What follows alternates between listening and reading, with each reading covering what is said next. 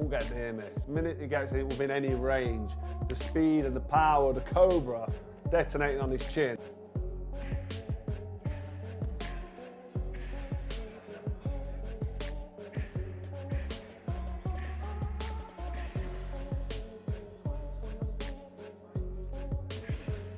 My knee's a bit dodgy, but I carried on the spar, finished the spar, and trust me, I got him back. Carl Froch has stopped talking and walked straight into a gym.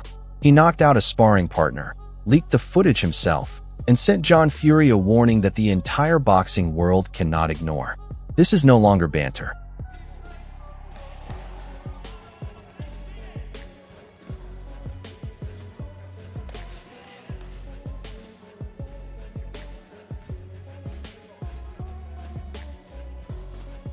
Shannon Briggs heard the sparring knockout rumors within 24 hours of arriving, and even he cannot confirm or deny what is happening behind closed doors.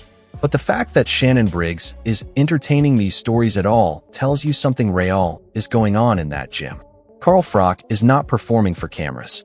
He is preparing for damage. But that don't mean nothing, because the gym don't win fights. But you know, that's what I heard. Again, like I said, it was within the last 24 hours since I've been here. I heard that, but again, I don't know if it's true. Derek Chisora is making the point that experienced fighters understand immediately.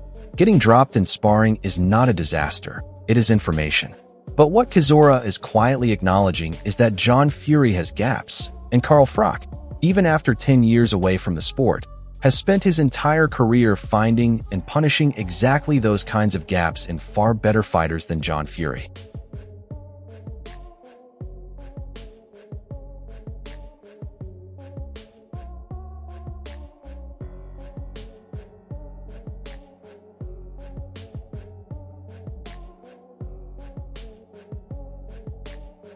John Fury is still doing what John Fury does best, making noise and making it about the money.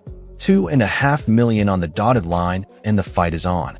He is talking about making history as a 61-year-old man facing a 3-time Hall of Famer.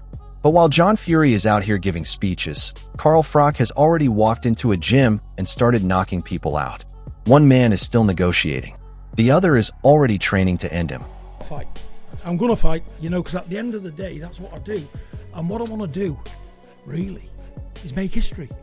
I'll be the first 61-year-old man in history to ever take on a 3-time Hall of Famer in Carl Froch. I can't wait. I can't wait. Carl Froch is being completely honest, and that honesty is more intimidating than any threat. He does not want to punch John Fury in the face. He genuinely does not. But if the business makes sense, and if John Fury keeps pushing, Carl Froch has made it clear he will answer. The phrase "set the record straight" from a man with Froch's record is not a throwaway line. Carl Froch set the record straight with George Groves in front of 80,000 people at Wembley. John Fury should think very carefully about what kind of record setting he is actually inviting here. Yeah, he gets upset and starts getting silly and starts saying, "Listen, I'll fight you." Starts calling me out. So just so we're clear, I didn't call John Fury out, and I've got no intentions of fighting John Fury. But like he said, if it makes business sense, so if something stupid could happen, so for him, he wants to get paid. For me, I'd like to just set the record straight. Johnny Nelson watched Carl Froch up close early in his career, and what struck him most was not the power. It was the confidence, an unshakable certainty that he belonged at the highest level and that nobody in front of him was going to take that away. That confidence never left Carl Froch. It is what carried him through wars with Mikkel Kessler, Jean Pascal, and George Groves twice. And now that same confidence is back in a gym, pointed directly at John Fury. That's what probably surprised, well no, probably what surprised me more than anything was the confidence I had. He was getting it with me. You know, I was world champion at that point. And this young man came in and he really just tried. Duke McKenzie is not being dramatic here. He genuinely believes that Carl Froch, even at this stage of his life, carries enough natural spite and power to seriously hurt John Fury. The reference to George Groves being ironed out at Wembley is not nostalgia. It is a reminder of what Carl Froch's right hand does to a man caught in the wrong position. John Fury is bigger and heavier, but Duke McKenzie's point is that size has never protected anyone from a perfectly timed shot from a man who spent his entire career making bigger men fall. Yeah, and everybody knows Froch is a tough guy. And if Froch turns up, even though he's an old man now, he's nearly as old as me. No, he's not. He's quite younger than me, actually, Cole Froch. I'm 63. Anyway, but, you know, listen, even Cole Froch, at the age that he is at, would still be enough for John Fury. Now, Tyson Fury is not standing in his father's corner here, and that is a massive statement on its own. When the biggest name in heavyweight boxing publicly refuses to defend his own father and instead calls his behavior a mental health concern, that is not a family disagreement. That is a public verdict. And while all of this family drama plays out in front of cameras, Carl Froch is quietly in a gym, knocking out sparring partners and letting his fists do the talking. Because rather than retaliating and hate on somebody, this man really does have mental health issues, it's evident to see. And rather than just go back and forward with him and yada yada yada, saying he's deluded and all that, I'm just going to pray for him and I'm going to ask God to help him.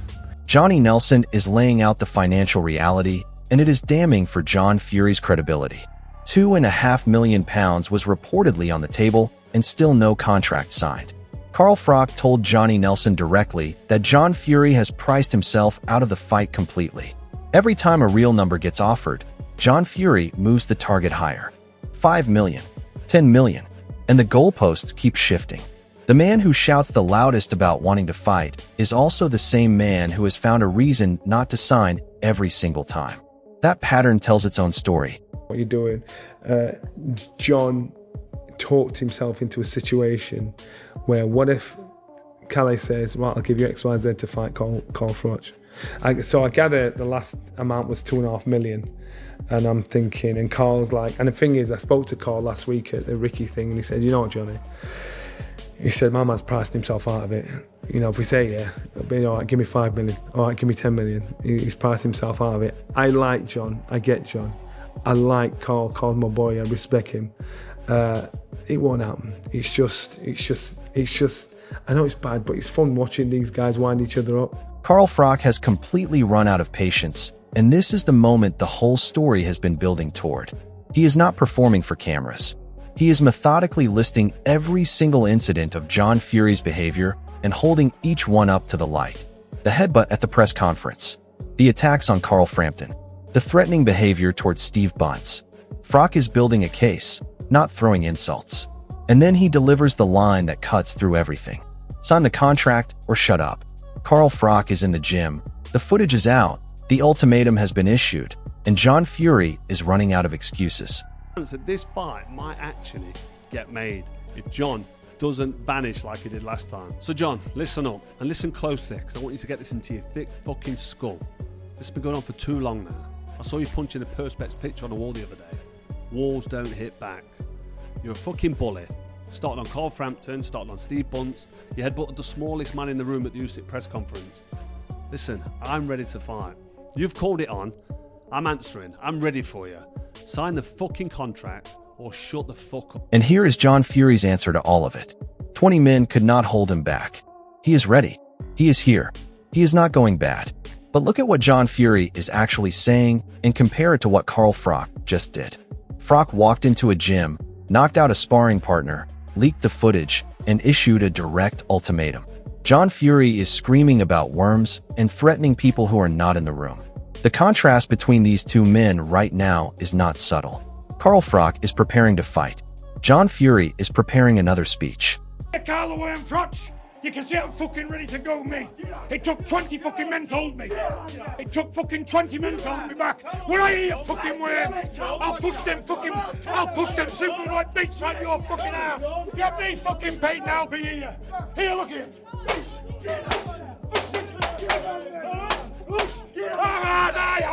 I don't give a fuck. Tony Bellew is saying what most serious boxing people were already thinking privately. If his own father behaved like that at a professional press conference, Bellew would pull him aside immediately. This is not just embarrassing for John Fury personally. It is a bad look for the sport. When respected former world champions start publicly calling out your conduct as damaging to boxing itself, you have crossed a line that goes well beyond building hype or generating headlines. If my father behaved like that at a press conference, I would put him straight and tell him it's embarrassing and it can't be happening, mate. It's a really bad look for boxing. I'm actually surprised it's been allowed to go on and happen in a place where they're at, to be honest. Adam Smith is trying to keep the mood light, but even he cannot ignore what is sitting underneath all of this. He calls Carl Froch a fighter to the core, and he is absolutely right. The casual way Adam Smith admits he would never go against Carl Froch in a normal fight tells you everything about the real danger level here. This is not two celebrities playing at boxing. One of these men was a world-class destroyer at the highest level, and the sparring footage Carl Froch just leaked makes it very clear that he has not forgotten how to be that man. Froch is a fighter to the core, so is John Fury. Listen, it's fun, it's banter, it's entertainment. Carl said to me afterwards, hey, it's all good fun, isn't it? If they fought, who would win? I mean, I don't think I would go against Carl Froch ever anyway. Okay. in a normal fight. I mean, obviously it's a long time since he's retired, but Carl Froch is a very, very, very top Of that fighter. switch up there as well. And John Fury's a big guy, right? And he's Dave Allen is cutting through all the noise and making the distinction that matters most in this whole debate. John Fury is not a world-class boxer. He is a physically imposing and genuinely tough individual, but Dave Allen knows what world-class looks like, and he is not seeing it in John Fury's skill set. Saying he is a great athlete but not a world-class fighter is a measured and fair verdict. And when that assessment starts coming from credible boxing voices, it chips away at the tough man image John Fury has spent years building. Carl Froch, meanwhile, just released sparring footage of himself knocking someone out. The gap between these two men is becoming clearer every single day.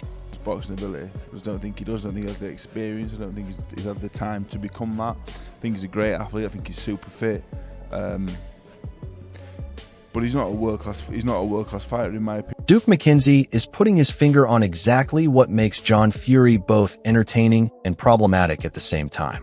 He knows how to fill a room with noise, and the public loves it because chaos is compelling. But Duke McKenzie is also quietly pointing out that this is a pattern, not a personality quirk. John Fury creates chaos wherever he goes, and the boxing world keeps handing him the platform to do it. The question nobody is asking loudly enough is whether all this noise is covering up the fact that John Fury still has not signed a single contract despite Carl Froch now being in active training. And he knows how to shout houses down and make threats and swear and all the rest of it because he creates chaos wherever he goes. And for whatever the reason, the public... Eddie Hearn is choosing his words carefully, but the meaning is clear. What happened between John Fury and Carl Froch went too far and blood was involved. But Hearn being Hearn, he also knows that in boxing, controversy sells. He is not celebrating the ugliness, but he is not pretending it hurts the fight either. More eyes on this situation means more interest, and more interest means more money on the table. The uncomfortable truth Eddie Hearn is acknowledging is that boxing has always lived in this gray area between spectacle and genuine danger, and right now this whole saga is sitting right in the middle of it. Yeah, I mean, listen, it's boxing, it's family. John's John. Both goading each other. Both very personal. Both means a lot to everybody. Shouldn't have done it. Liam Smith is being straight here, and it lands hard because of who he is. Smith is not a pundit sitting behind a desk. He is a fighter who has been in real wars. And his read is that Carl Froch got genuinely uncomfortable the moment John Fury started threatening to choke people and jumping around like a lunatic. Smith is essentially saying that the chaos John Fury creates is not intimidating to a real fighter. It is just noise. And the last thing Carl Froch needs when negotiating a serious fight is someone threatening to strangle him in public. Now that Carl Froch is in a gym and the sparring footage is out, that noise from John Fury is starting to sound very hollow indeed. Look, Daniel's just doing anything to drum something up. I think he just wants the Froch fight. I think Froch just called him a little bit on YouTube. But, I think Carl got uncomfortable. Darren's a fucking lunatic. So last thing he wants, Darren still jumping out the ring to you, fucking threatening to choke you and all that, you know what I mean? So it's the last thing I'd want anyway. So fucking I think Carl just got off rather than have the aggro of, Darren sitting in front of him, screaming, shouting and spitting in his face. And this is the verdict that cuts deepest. John Fury is not a world-class boxer. He does not have the experience, and he has not had the time to develop what it takes at that level. He might be a great athlete and genuinely tough in a raw sense, But none of that closes the gap between him and Carl Froch, who spent decades becoming elite at the highest level of the sport.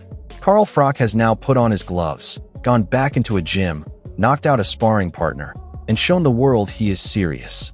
John Fury can keep talking about £2.5 million contracts. But until that pen touches paper, Carl Froch is the only one in this situation who is actually doing anything. Drop your prediction in the comments below. Does this fight ever get made? And if it does, how does it end for John Fury?